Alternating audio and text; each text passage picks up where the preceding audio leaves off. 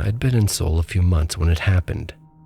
I was still in that honeymoon phase of living abroad, teaching English during the day, wandering the city at night, and trying to soak in as much of the place as I could. That night I couldn't sleep, so I decided to walk down by the Han River. It was close to midnight. The path along the river was quiet except for the occasional cyclist or jogger. Even after a few months, I was still surprised how active the city was at night. I'm from a small town where everything shuts down at 10 p.m. Midnight around here was as bustling as my old town was at noon. The skyline on the opposite side of the river threw reflections across the water, shifting in long broken bands of color. I had read about the river before coming here, how it had been central to Seoul's history, and how people came here to walk, fish, or just clear their heads.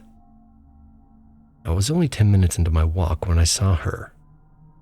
She was standing maybe 20 feet ahead of me facing the river.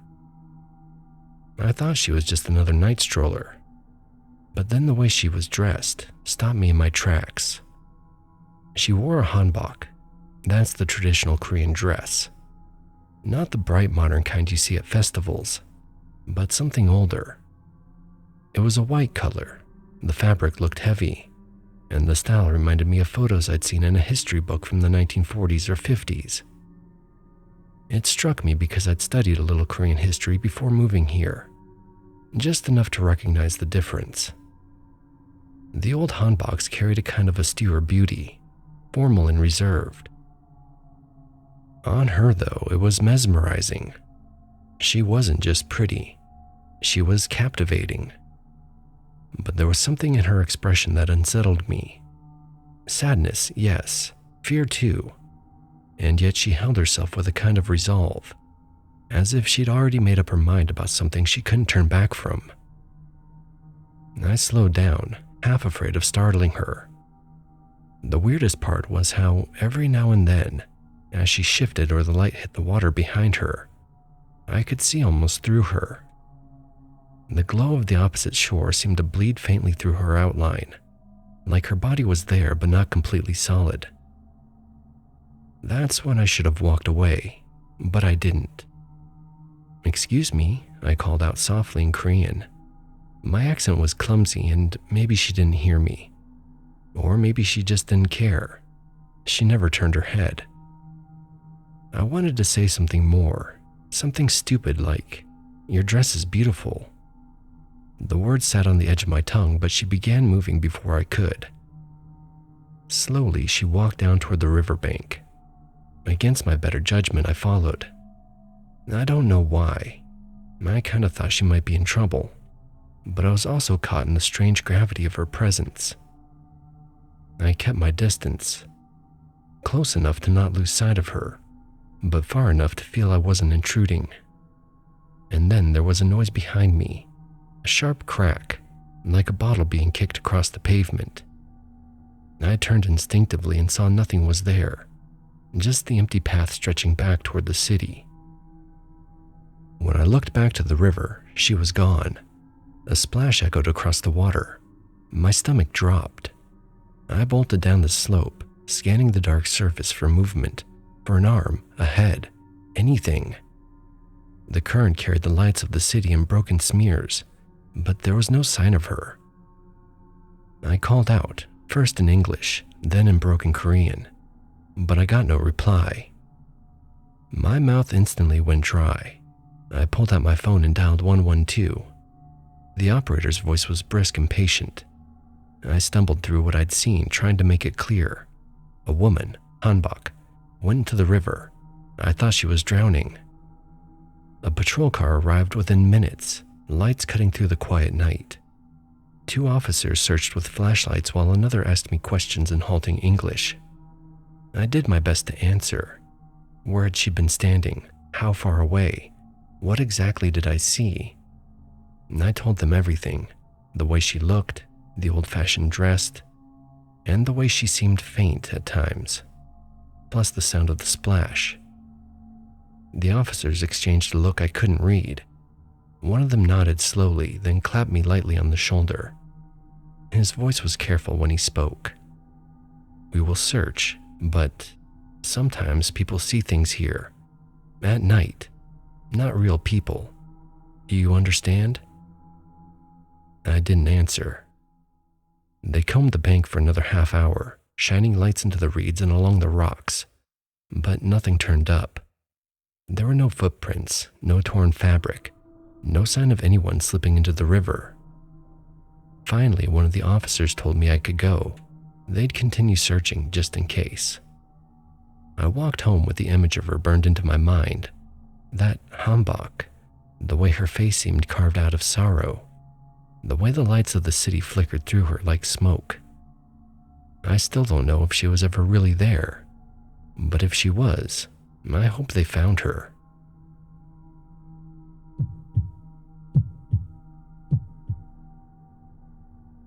So I'm an English teacher in South Korea, originally from Canada, and I had a few days off for Chuseok last week. I figured it was a good time to get out of Seoul for a bit, because the city can be overwhelming sometimes. I'd heard about Odaesan National Park from another teacher at my school. She said it was pretty remote, not too crowded, and the fall colors were starting to show up.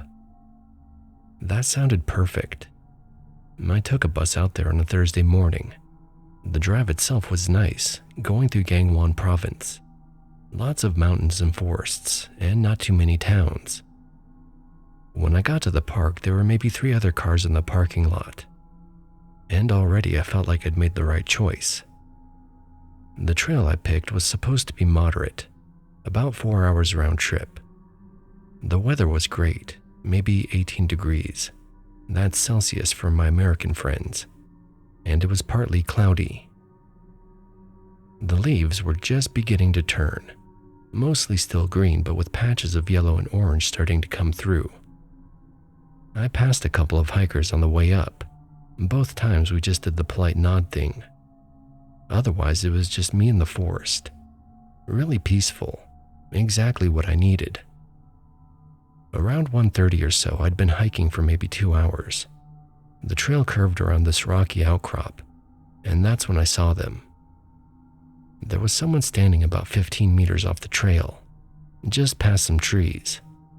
They weren't doing anything, not taking photos, not looking at a map, not even really looking around, just standing there, facing away from me, staring off toward the valley.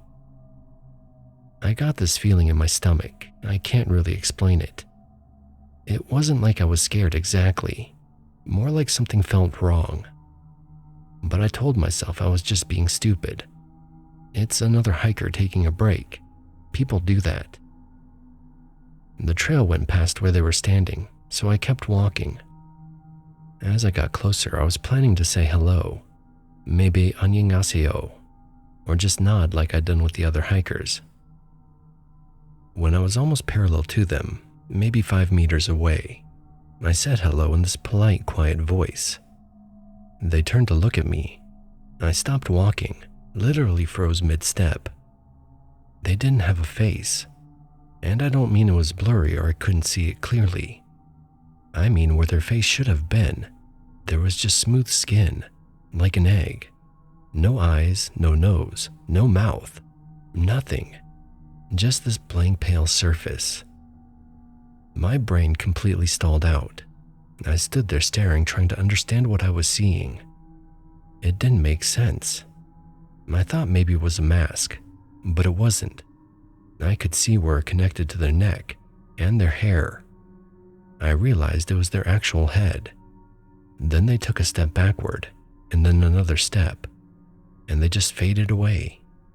Not like they ran off or ducked behind a tree. I mean they literally became transparent and disappeared.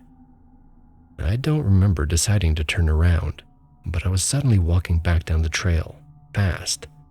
Not quite running, but close. My legs were numb and my hands were shaking.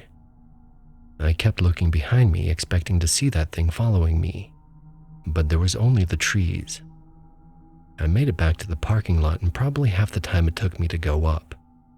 I sat there for 20 minutes trying to calm down before I called a taxi to take me back to my hotel.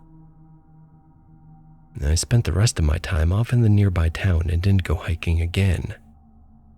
When I got back to Seoul, I didn't tell anyone for a few days. I figured they'd think I was crazy or making it up, but it kept bothering me, so finally I asked my friend Minho about it. He's Korean and been teaching me about the culture and stuff since I got here. When I described what I saw, he got this look on his face. He said it sounded like a Tagyogwishin.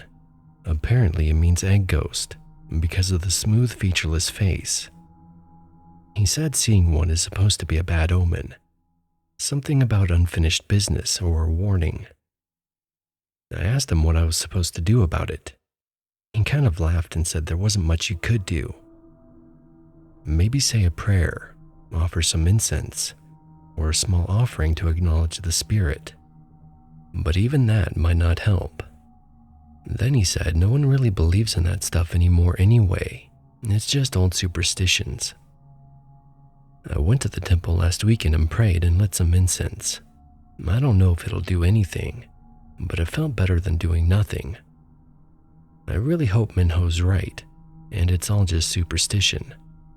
But I keep thinking about that smooth blank face turning toward me, and I haven't been able to get it out of my head.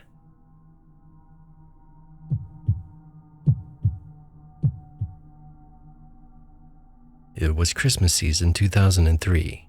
Camp Garry Owen was still full of people, running at full tilt despite the cold that crept down from the DMZ. I was part of a tanker platoon, and for 2 weeks we had this assignment: late night guard duty because someone had snipped a hole in the perimeter fence. There's nothing like patrolling the edge of a base that sits on the edge of the world to remind you you're not really anywhere near home. Half our platoon was on duty that night. 4 tanks make a platoon, and 4 people to a tank, so there were 8 of us total. We went out every 2 hours, making rounds along the perimeter. The first 2 rounds went smoothly, nothing unusual. Frosted grass crunched under our boots, and the base light shimmered off the icy patches on the roads. Quiet, normal, and uneventful. Between rounds, we stayed in the common room. It was like having a sleepover with your buddies, except you weren't allowed to sleep. Someone had to always be on the radio, and the rest of us were playing video games or watching a movie to try to stay awake. I was gripping a controller playing the latest Bond game when the radio started buzzing. At first, it was just a flicker, a couple of static blips. Then it happened again and again. The sergeant on duty, a short, wiry guy with a mouth like a sandpapered boot, grabbed the radio and smacked it against his palm. "Stupid piece of junk," he muttered. We laughed half-heartedly. Nothing else happened for a moment. Then the 4th buzz came, clearer this time, garbled, but you could hear it if you listened closely. The crackle of static, voices shouting over it. It sounded like a call for fire with gunfire in the background. We all froze.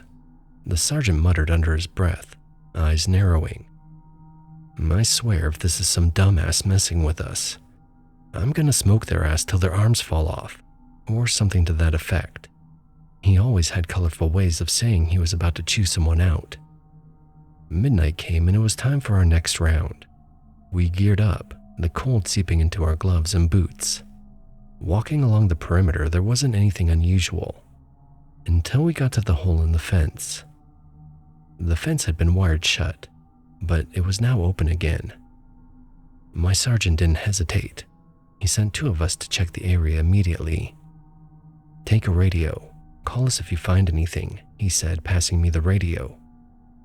The rest of them continued on, scanning the perimeter, lights cutting across the frost. Now, I should tell you that the base was a small one. It only took 10 to 15 minutes to walk from the back end to the front end in a straight line. The area the fence had been cut at was right at the back of the base behind the barracks. Anyways, me and a buddy went out to look for any footprints in the frost, or to see if there was any sign of someone coming through that way. After a couple of minutes, I stopped to light a smoke. I pulled out a lighter and cut my hands. The flame blinded me for a second as I lit my smoke. Afterwards, I looked over to where my partner should have been, and he wasn't there. The radio in my hand flickered again, static snapping. Words I couldn't make out came across. Then, from right behind me, I heard a voice, low and insistent, and not on the radio. It said we better move out. Those boys need our help.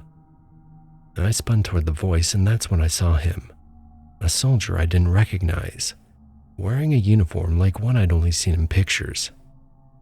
It was an older cut with unfamiliar patches, almost like it came from a different era.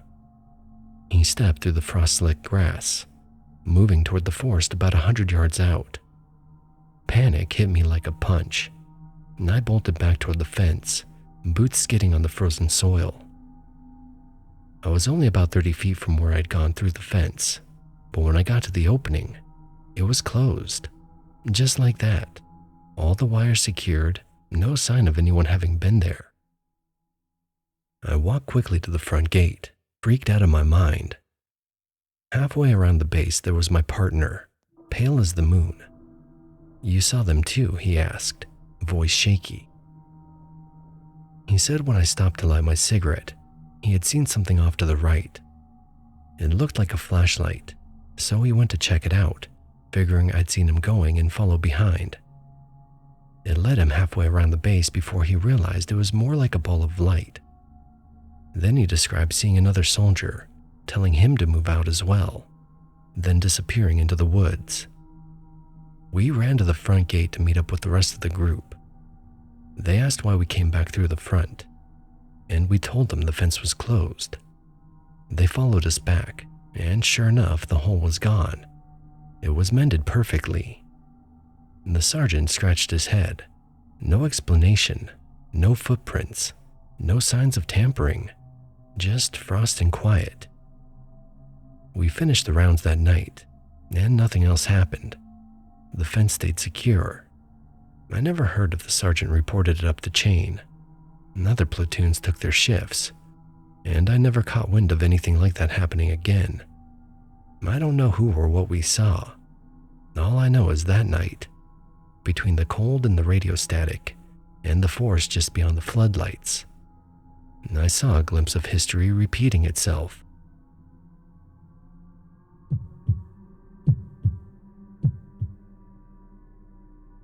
This happened back in late 2005 when I was visiting family in Korea. I'm what they call a 1.5 generation Korean American. Came to the States when I was pretty young, so I grew up mostly American, but still speak enough Korean to get by. I was planning to stay in Korea for about 3 months, see some family, maybe do some traveling around the country. Problem was I needed spending money. My cousin knew a guy who owned a taxi company and they were always looking for drivers, especially ones who could work nights. The pay was decent and it was flexible, so I figured why not. The first couple weeks were fine. Mostly I drive around Seoul, picking up people leaving restaurants or bars and taking them home. Weekends were busy with drunk salarymen, but they tipped okay and it wasn't hard work, just driving. One Friday night in November, I picked up the late shift because they were paying extra. I needed the cash for a trip down to Busan I was planning. The night started normal. Picked up some couples in Hongdae, a few drunk businessmen in Gangnam, the usual stuff. More drunk people than typical, but nothing I couldn't handle. Around 2 in the morning, things had slowed down. I just dropped someone off in Ilsan and was heading back towards Seoul on Joyu-ro. It's the motorway that connects Paju to Seoul, and it runs along the Han River area. At night, it's not very well lit. Lots of fog that time of year too. I was maybe halfway back when I saw someone on the side of the road, a woman in white walking away from me. She put her hand up like she was flagging down a cab.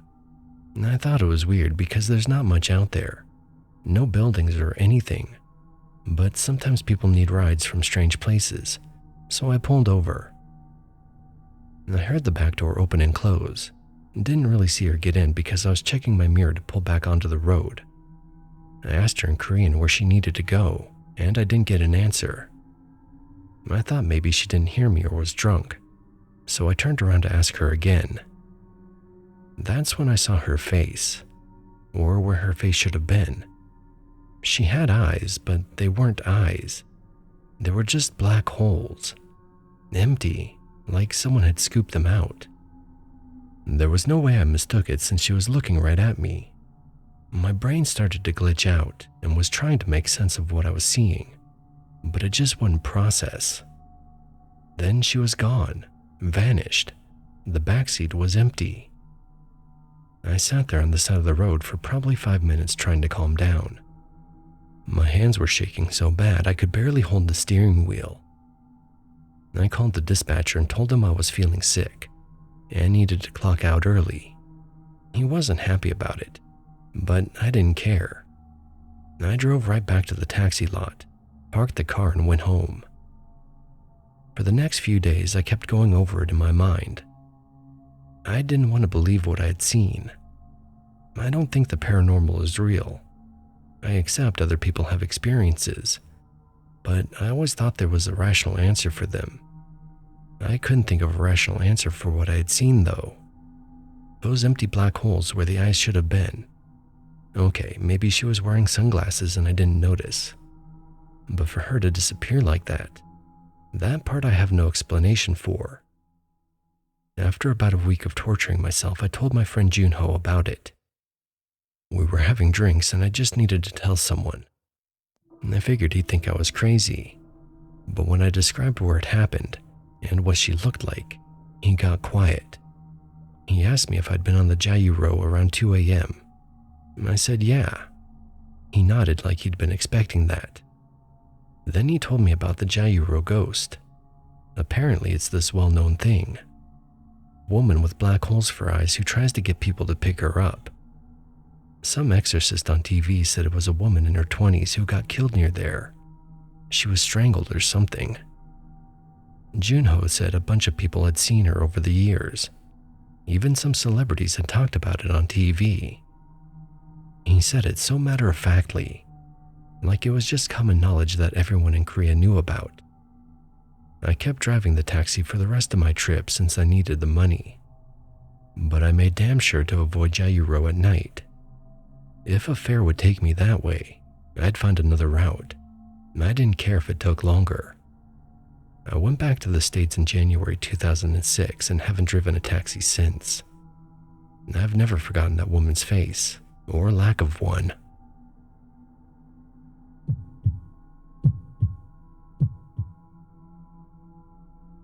I spent 2 years in South Korea teaching English at a private school in Seoul. The work was fine, the kids were respectful, and the pay was steady enough. My classroom overlooked the school's courtyard, a small square with a stone statue at the center, something commemorating the founding of the academy, though my Korean wasn't good enough to read the inscription. Around early autumn, I started noticing a girl down there most afternoons. By the time I wrapped up grading papers or preparing for the next day, the students had long since gone home. But without fail, when I looked out the window before leaving, I'd see her, just one girl, standing alone near the statue. She seemed about the same age as my other students, maybe 15 or 16. What I found odd was that she always wore hanbok, not the colorful ones you see during Chuseok festivals, but a plain white one. I assumed it had to be some kind of after-school performance practice or a cultural club. Still, I never saw her come or go, and by the time I reached the courtyard on my way out, she'd always be gone. I thought about asking one of my coworkers, but I hesitated. My Korean was clumsy, and I already felt self-conscious about being a foreigner who didn't quite understand how things worked. Maybe it was something completely ordinary, and I didn't want to sound ignorant, so I let it go. Then came the last week of October. The air was sharper, the courtyard covered in yellow leaves. That evening I stayed late again. I left the classroom and headed downstairs, cutting across the courtyard toward the subway like always. That's when I heard it, soft crying.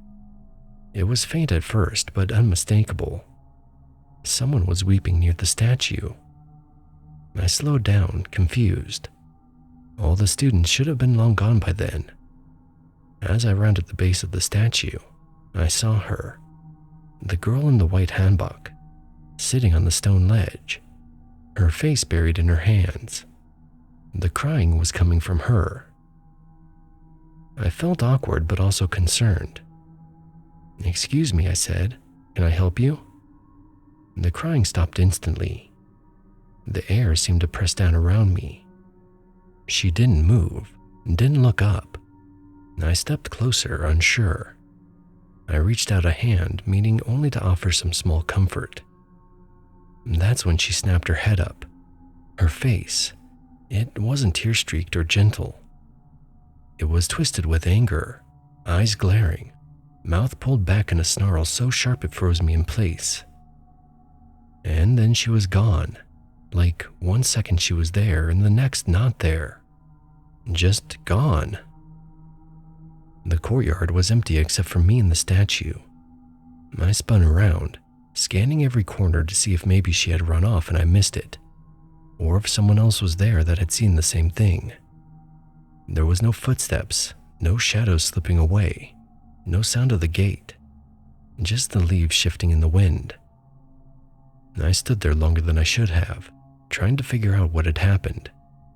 Eventually I left, and I never mentioned it to anyone. Since then, I've caught glimpses of her again from my window, a white hanbok by the statue after everyone else has gone home. Once or twice I've thought I heard the crying when cutting through the courtyard on the way home. But now I just keep walking. I don't look too closely. I don't stop to listen. Some things I've learned are better ignored.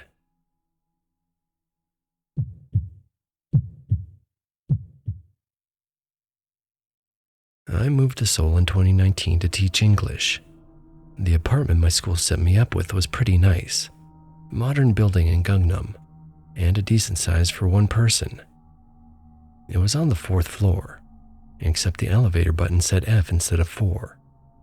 I asked about it during the building tour, and the manager explained that Koreans consider 4 an unlucky number, because it sounds like the word for death. So they skip it or label it with a letter instead. The whole F floor was for foreigners, a couple of other English teachers, an Australian engineer, and some European students. I thought it was interesting, like a cultural quirk. Didn't think much about why they'd put all the foreigners on the unlucky floor. The first month was fine. I was adjusting to the new job, exploring the city, and made some new friends. The apartment was quiet. My neighbors kept to themselves mostly. Everything was normal. Then the noises started. I'd wake up around 3 or 4 in the morning to knocking sounds. Not loud, just a few taps. I thought it was pipes or someone in the hallway. It would happen 2 or 3 times a week. I'm a heavy sleeper, so I'd just roll over and go back to bed. After a couple of weeks, I started noticing things weren't where I left them. Mostly small stuff. I'd put my keys on the kitchen counter and find them on the coffee table. My wallet ended up in the fridge one morning, and that one really confused me because I definitely hadn't opened the fridge before going to bed. I found my subway card under my mattress, even though I always kept it in my wallet. I figured I was just being forgetful, adjusting to the new routine, jet lag or whatever. But it kept happening, and the knocking got more frequent. Then I also started seeing movement at night. I'd wake up and see shadows shifting across the wall, even though nothing in the room was moving. Or I'd catch something in my peripheral vision, like someone walking past the bedroom door. But when I'd look, there was nothing there. It got to the point where I was barely sleeping. The thing that made me decide to leave happened about 2 months in. I was getting ready to go on a date with this girl I'd met at a coffee shop. I was nervous and wanted to look good. I got in the elevator to head down and checked myself in the mirror. The elevator had mirrors on both sides, so you got that infinity effect, where you can see yourself repeated over and over into the distance. I was fixing my hair, looking at my reflection. when I noticed one of them moving differently than I was moving. It wasn't the first reflection, maybe the fifth or sixth one back. It turned its head while I was standing still. Not a lot, but enough that I noticed. Then it smiled, but I wasn't smiling. I watched it for maybe 3 seconds before I looked away. I felt my blood leave my face and I must have looked pale. The elevator reached the ground floor and I got out as fast as I could. I still went on the date, but I was distracted the whole time and kept thinking about that reflection. I called my school the next day and told them I needed to move. They asked why, and I just said the apartment wasn't working out. They were pretty understanding about it, helped me find a new place on the 7th floor of a different building. I moved out within the week. The new apartment has been fine. No weird noises, nothing moving around, no strange shadows. But I refuse to live on the 4th floor now. I don't care if it's labeled F or 4 or whatever else. And I try not to look too closely at elevator mirrors either. I just check the first reflection and leave it at that. My Korean coworker told me later that the number 4 thing goes deeper than I thought. Buildings avoid it. Hospitals skip the floor entirely. Some people won't even give gifts in sets of 4. She said I should have known better than to take an apartment on that floor. I guess she was right. You have been watching Neon Noir, a Radion production brought to you by Spoopy Cola.